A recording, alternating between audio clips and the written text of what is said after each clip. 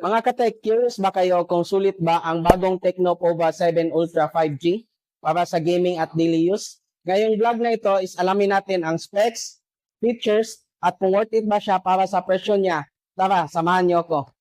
Display and design.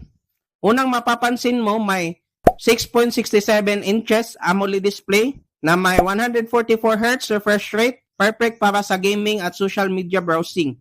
Sobrang smooth ng galaw. May 4,500 nits peak of brightness kaya kahit sa labas, klarong-klaro pa rin ang screen. Performance and gaming.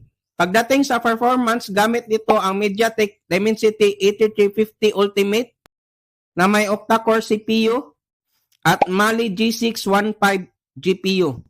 Combo to para sa matinding gaming gaya ng Mobile Legends, CODM at Genshin Impact.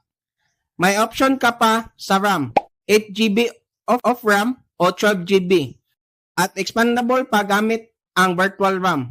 Camera, para sa mahilig sa photos at video, meron itong 108 megapixel main camera at 8 megapixel ultra wide tapos 13 megapixel selfie cam.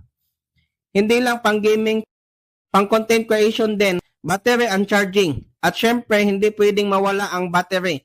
Meron itong 6,000 mAh of battery na malakas at tumatagal.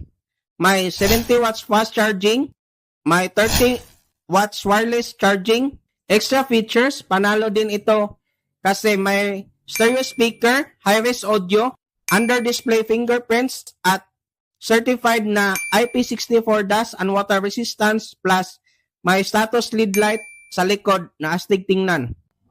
Ang price ng Tecno Pova 7 Ultra 5G ay 16,999. So ayan mga katek, kung naghahanap kayo ng phone na pang gaming, pang content at pang all day, ang battery sulit ba ang Tecno Pova 7 Ultra 5G?